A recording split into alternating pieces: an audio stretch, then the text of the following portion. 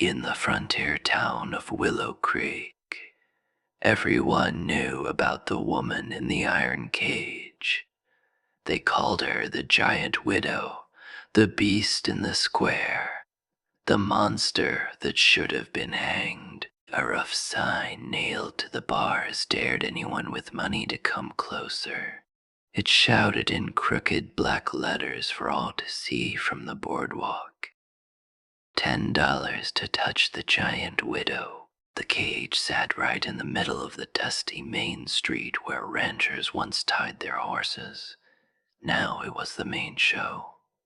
Children perched on their father's shoulders to stare. Women clutched their shawls and whispered to each other. Young men laughed too loud to hide their nerves as they shoved one another toward the bars. Beside the cage, the sheriff sat at a small table, happily stacking coins into neat little piles. Inside the bars sat Martha Kane. She was as tall as most men and broad through the shoulders. Years of hard work had built thick muscle into her arms and back. Her blonde hair hung loose and dull around a strong face that had once held softer lines. Now every angle was sharpened by strain and weather. Martha sat on a plain bench, hands locked together in her lap, eyes fixed on a worn patch of dirt near her boots. She did not pace, shout, or rattle the bars. She just sat there still as stone. On a hot afternoon with dust hanging thick in the air, a lone rider came over the rise and into town. His name was Jake Morrison. Trail dust coated his hat, coat, and boots. His jaw was rough with several days of stubble, and his gray eyes carried the heavy look of a man who had already buried too much. Jake had only meant to buy supplies and ride on, but the tight circle of bodies in the square and the sight of an iron cage in the center made him slow his horse. He guided the animal closer until he could see the woman inside. The noise of laughter and shouting washed past him, but his attention locked on the still figure on the bench. He noticed Martha before he truly noticed the sign. Even locked up, she kept her back straight and her shoulders squared. Her eyes, pale blue like winter sky, stayed fixed on that same patch of ground, as if it were the only safe place left in the world. She looked like someone who had decided a long time ago that feeling nothing hurt less than feeling everything. A skinny boy near the front bent down, grabbed a rock, and flung it at the cage. It slammed into the bars with a sharp clang that made several women gasp. The crowd roared with laughter and pushed the boy forward like a hero who had done something brave. Martha did not blink. Her hands did not move. She did not give them even the smallest reaction. And somehow that made their cruel fun worse. Jake's teeth pressed together. His hands tightened on the saddle horn. He knew what it felt like to have people poke at your pain for sport. 2 years earlier, he had buried his wife Sarah and the baby she carried. Fever took them both in one long night and left him standing over 2 fresh graves with nothing inside his chest but emptiness. Since then, he had ridden from job to job, drinking too much and picking fights he hoped he would lose. When he looked at Martha Kane, he saw the same hollow ache behind her eyes. She had lost everything and then been punished for surviving. In that moment, she stopped being a wild story he had heard in saloons. She became someone whose pain matched his own. The sheriff, a thick-bellied man with a stained vest and a badge that sagged crooked on his chest, lifted his hands for order. He told the crowd the same speech he gave them every day. The town council had spared Martha from the rope and locked her in the cage instead. Every ticket, he reminded them, bought boards and nails for the fine new schoolhouse. $1 to look, $10 to touch, all for the good of Willow Creek.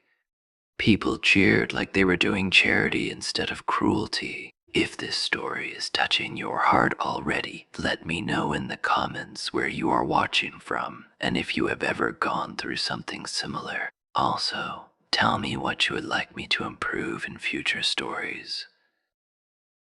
Jake swung down from his horse. He stepped onto the wooden platform that wrapped around the cage. The boards creaked under his boots. Up close, he could see faint scars along Martha's knuckles and the purple shadows beneath her eyes. Her shoulders trembled just a little, as if holding herself together cost her more strength than any fist fight. For a long moment, she did not look at him. Then, slowly, her gaze lifted from the ground and met his. The roar of the crowd faded to a dull hum. All Jake felt was that stare. In her eyes he saw anger, snorts, fear, and a fierce will that refused to break. He also saw a grief that matched his own. Something inside him, dead and cold for 2 years, shifted for the first time.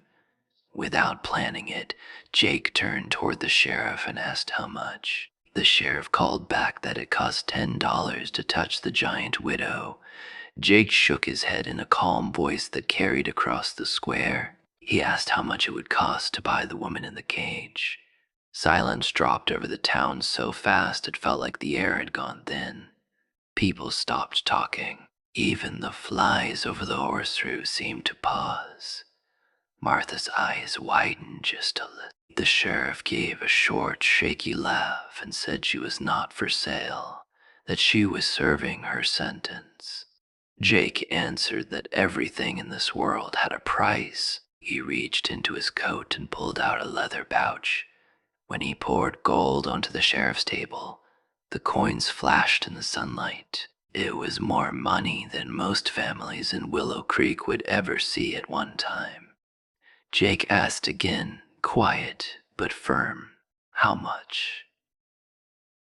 The sheriff stared at the pile. Jake could almost see the numbers turning in the man's small eyes.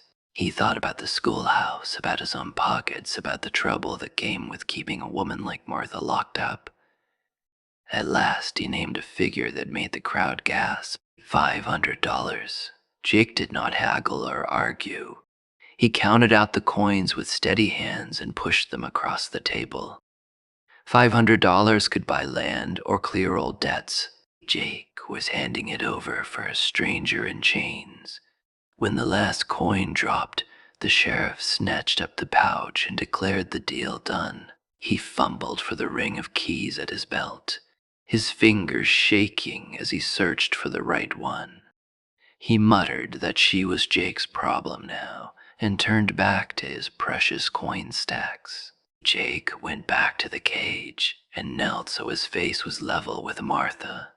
The crowd pressed in close again, hungry for the next twist. Martha watched him with a mix of confusion and defiance, like a cornered animal that had no reason to trust. Jake spoke softly and asked her name. It came out rough and low from her throat, as if she had not used it in a long time. "Martha," she said at last, then added Kane. He nodded and told her his own name. Then he reached into his vest and drew out a simple gold band, old but carefully polished. It had belonged to his grandmother and had written in his pocket ever since Sarah died, waiting for a future that never came. Jake opened his palm so Martha could see the ring and so the whole town could see it gleam in the afternoon light. There on his knees before the cage with all of Willow Creek watching, Jake Morrison asked Martha Kane to be his wife. For a heartbeat after Jake spoke, the town went silent. Then the square exploded. Women screamed. Men cursed and laughed. Children started crying. The whole crowd surged toward the cage like a wave. In the middle of all that noise, Martha's lips moved around one cracked word her throat barely remembered how to make.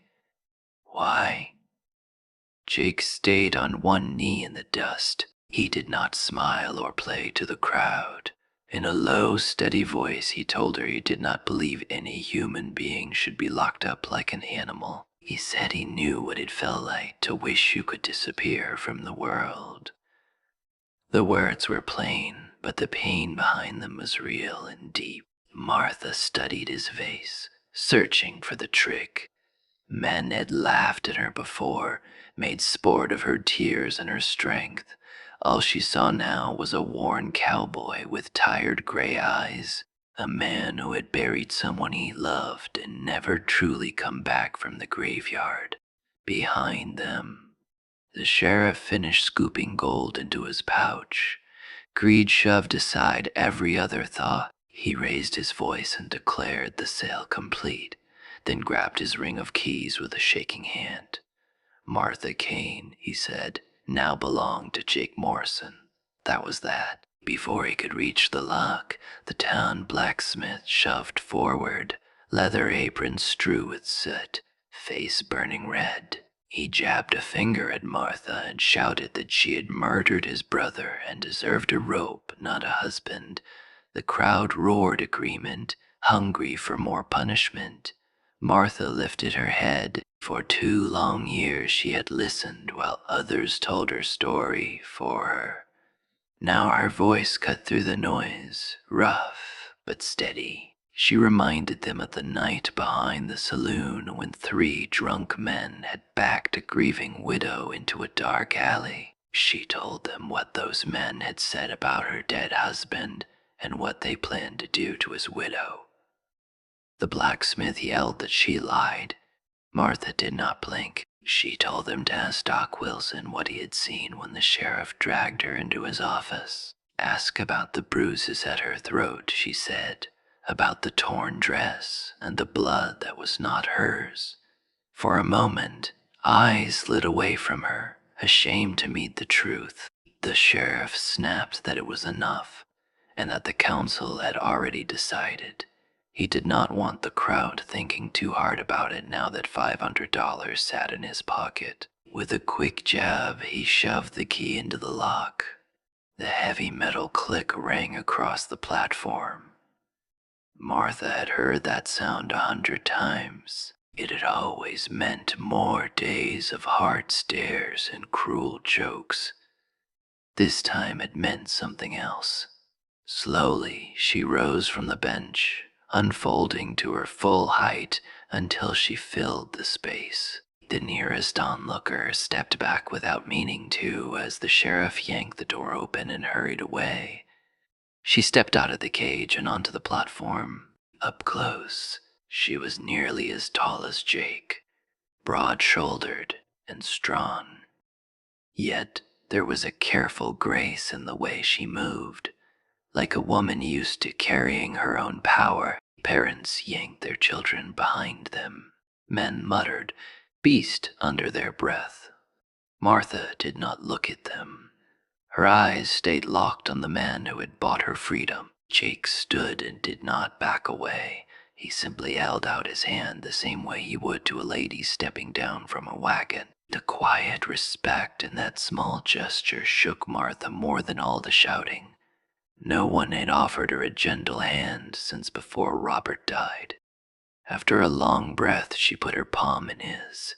Her hand was rough and strong, but he felt it tremble. He helped her down from the platform until they stood side by side in the dust of the square, the empty cage behind them, and half the town staring like they were watching the hanging. She said in a low, broken voice that she did not understand why he would want a woman like her. She called herself a killer, a freak, the monster of Willow Creek. Each word tasted like rust and shame. Jake answered just as quietly. He said he saw a woman who had fought back when 3 men tried to break her. He saw someone punished for being stronger than those cowards. He said he saw a human being under the hurt, not a beast. That last word struck her harder than any insult had ever done. In a voice meant only for him, Martha told him about Robert Kane. She said he had been a gentleman who never mocked her height or her big hands. He had called her his tall warrior and said her strength was something beautiful with him. She'd felt like she belonged in her own skin. Then Kara came. She nursed Robert until the sickness took him. No one came to help. She dug his grave herself on a small hill and walked back into a town full of debts, stairs, and people finally free to show how much she scared them. She spoke of the alley in short, flat words, 3 drunk men, rough hands, foul talk about what they would do to a widow no one would protect. Something inside her snapped. She fought with the strength Robert used to praise. When it ended, 3 bodies lay still in the dirt, and the sheriff called it murder. The town called her a monster and built the cage. Shouts rose again around them. A cloud of dirt burst near her boots. Someone yelled that Jake should be locked up for taking her side. Jake felt her fingers tighten in his, the way a person grips before they bolt. He knew that feeling. After his wife Sarah died, he had wanted to ride until the world forgot his name. He leaned closer so only she could hear.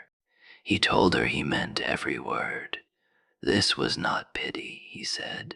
It was one broken soul reaching out to another. He said he believed 2 people with scars might stand a better chance together than alone. She warned him that he did not know her, that she could hurt him. He pulled his coat back just enough for her to see the worn grip of the gun at his hip and the knife at his belt. In a rough, honest voice, he told her he had killed men too in the war, and in bad years after things he was not proud of. He said he was tired of living alone with ghosts and whiskey for company.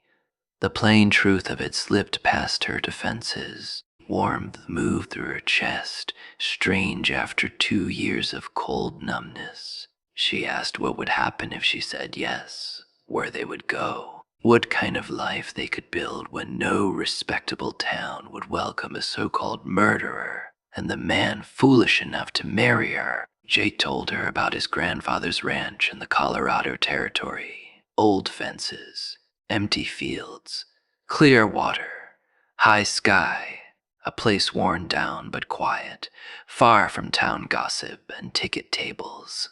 No cages there, he said, except the ones a person carried inside their own head. Martha closed her eyes and pictured it, a rough house with no bars, land where people might speak of her strength as a blessing again. Days of hard work instead of hard stares. Nights where the only sound was wind in the grass, instead of coins clinking as strangers paid to gawk at her.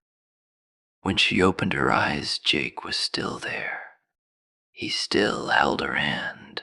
The simple ring lay ready in his palm. Behind him, the cage door hung open and useless. Around them, the crowd pressed closer, faces twisted with fear and anger. The sheriff's hand hovered near his gun. For 2 years, Martha Kane had lived without a single real choice. Now one sat in front of her. She looked at Jake Morrison, at the ring, at the cage that had defined her. She lifted her chin in a clear voice that carried across the square. She gave her answer. She said yes. The word yes rolled across the square like thunder. For one stunned heartbeat, nobody moved. Then sound crashed back into place. Men cursed and laughed. Women clutched their shawls. A few children started to cry as someone shouted that the stranger had lost his mind. Jake barely heard them. All his attention stayed on the woman at his side. Martha still held herself stiff like she expected a blow at any second. But something had changed in her pale eyes. The dead flat look was gone. In its place was a small shaking spark, like a coal that refused to die no matter how much dirt the world threw over it. Martha leaned toward him so only he could hear. She told him they needed to leave before the town changed its mind. Her voice was steady, but he could feel the tremor in her hand. She knew how fast fear could turn into a rope or a bullet. Jake nodded once, keeping her hand in his. He walked her through the thinning ring of bodies toward his horse. Someone spat at her feet as they passed. Another voice yelled that she would cut his throat before morning. Jake did not answer. He had spent enough nights in rough saloons to know when words only poured oil on a fire. He focused on Martha instead. At the horse's side, he set his hands at her waist and lifted her up as gently as he knew how. For an instant, her muscles locked hard under his fingers. Her body remembered the alley behind the saloon, remembered grabbing hands and hot, sour breath at her ear. But his grip stayed steady and respectful. He did not shove or drag or laugh. He just helped her into the saddle and stepped back. Martha forced herself to breathe. She settled her boots in the stirrups and set her shoulders. Jake mounted in front of her. There was no room for distance, so Martha wrapped her arms around his middle. The contact felt strange and sharp. For 2 long years, every touch had meant pain, chains, or rough hands pushing her toward the cage. Now she held on to a man who had offered her his name instead of another insult. They trotted down the main street, past the saloon with its swinging doors, past the small white church, past the row of crooked storefronts. Behind them, the iron cage sat open and empty in the dust. People stared from porches and windows as the giant widow and the stranger rode out of Willow Creek on the same horse. No one stepped in their way. The town had sold its monster and seemed glad to see her go. When they passed the last building, Jake eased the horse into a steady lope. The land opened wide around them. Dry grass rolled toward low hills and faint blue ridges in the distance. Wind tugged at Martha's loose hair and brought tears to her eyes that she blamed on dust. She pressed her cheek against the back of Jake's coat and breathed in leather, sweat, and the faint smoke of old campfires. To her, it smelled like motion, like distance, like the first breath of freedom. For a long stretch, neither of them spoke. Hooves beat a steady rhythm on the hard ground. Leather creaked in time. A hawk cried somewhere high above them, and then the sky went quiet again. Martha's thoughts tumbled over each other. She had agreed to marry a stranger because he had seen her as more than a beast in a cage. Now that the cage was behind her, every part of her whispered the same question.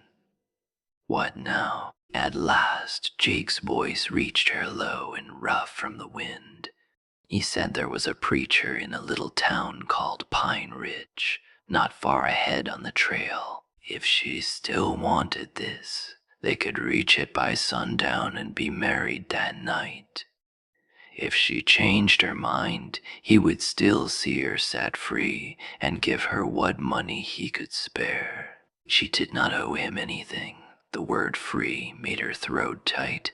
In the cage, she had pictured freedom 1,000 times. In every dream, she walked away alone into the big, empty land and never heard her name again. Now, with her arms around Jake's ribs and a steady weight in front of her, the thought of climbing down and walking off by herself brought a different kind of fear, smaller but sharper. She spoke near his shoulder, her lips close enough to feel the heat of his skin through his shirt.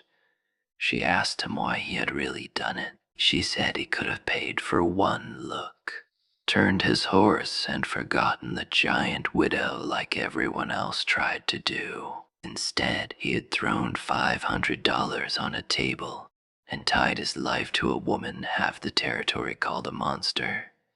Martha told him she needed to know what he expected in return. Jake was quiet for several breaths. Then he began to talk. He told her about Sarah in plain, simple words. Sarah had been his wife, small and quick, with a laugh that filled every corner of their little cabin. She had carried their first child when the fever came through the valley. In one long night, he lost them both. After he put them in the ground, he said he had not much cared whether he lived or died. He admitted that he had drunk too much and picked fights with men who looked at him wrong. He had taken any job that kept him moving because standing still hurt too much. The ache never really faded, it just sank deeper, settling into his bones until it felt like part of who he was. When he rode into Willow Creek and saw Martha in that cage, he said he recognized that same hollow look in her eyes. He saw someone who had lost everything and then been punished for trying to survive the loss. He told her he knew that if he turned his horse and rode away, he would hear the clang of that cage door in his sleep for the rest of his life. Martha listened with her face against his back. His words slid into the cracks inside her. The way rain works into hard, dry ground, she heard her own story and his the grave's. The long nights, the way grief could twist a person into something the world no longer understood. She asked if this was just his way of feeling like a hero by rescuing the beast everyone feared. Jake told her he was no hero. He said he was tired of talking to ghosts and waking up alone. He did not want a woman to worship him. He wanted a partner who understood what it felt like to hurt and still get up every morning. He said he thought she might want the same thing, even if it was hard to say out loud. The sun slid lower as the land lifted into soft foothills. Scattered pines appeared, then grew thicker along the slopes. Ahead, Martha saw thin lines of smoke and the point of a small steeple. Pine Ridge waited in a shallow valley, quiet and plain and wonderfully ordinary, like a place where nothing terrible ever happened, even if that was not quite true. As they rode down toward the town, Martha made her choice again, this time without a crowd screaming for blood. The first yes had been flung like a weapon in the faces of people who wanted her dead. This one rose from somewhere deeper and quieter inside her chest. She told Jake that if he still wanted her, she would stand with him before the preacher. She said she could not promise her heart yet. It was too bruised and tired, but she could promise to work, to try, and to walk beside him on whatever hard road lay ahead, instead of walking that road alone. For a moment, neither of them spoke.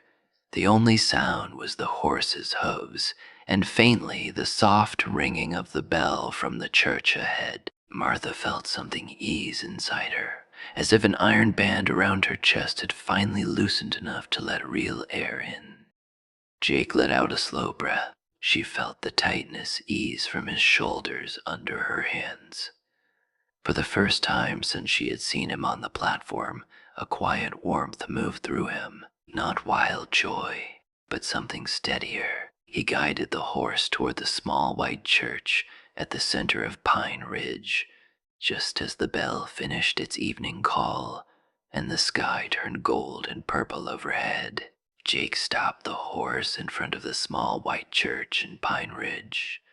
As evening settled into this town, he and Martha were just two dusty riders looking for a preacher. Martha stepped down with his help, legs shaking from the ride and from the choice in front of her. The iron bars were far behind, but she still felt them in her chest. Jake asked if she truly wanted this. After a long breath, she slid her arm through his and said she was ready. Inside, the church smelled of beeswax and old wood. A gray-haired preacher looked up from a stack of hymn books. Jake told him they wished to be married, that there was no family to call, and no reason to wait. The preacher studied their tired faces and the way they stood close without clinging, then nodded and called his wife to be their witness. They stood before a small wooden table at the front. The preacher opened a worn Bible and spoke the vows of sickness and health, richer and poorer, joy and sorrow. Martha listened with her hands clasped. When it was time, Jake took her hands. In a steady voice, he promised to share the work and the weight, to see her strength as a gift, and to remember she was human even on the worst days. Then Martha spoke. Her voice shook, then grew firm. She promised to stand with him through lean years and hard memories, to guard his back as fiercely as she had guarded her own, and to keep walking beside him when old shadows tried to drag them under. The preacher asked if Jake would take Martha as his wife. Jake answered at once that he would. Then he asked if Martha would take Jake as her husband. For a heartbeat, she saw the cage, the sign, the stones, and Robert's grave. Then she saw Jake pouring gold onto a table because he refused to leave her in chains. She lifted her chin and said that she would. Jake slid his grandmother's ring onto her finger, snug over her strong knuckle, then added a plain band from the preacher's wife. When the preacher pronounced them husband and wife, Jake cupped her face and kissed her gently. There was no force, only care.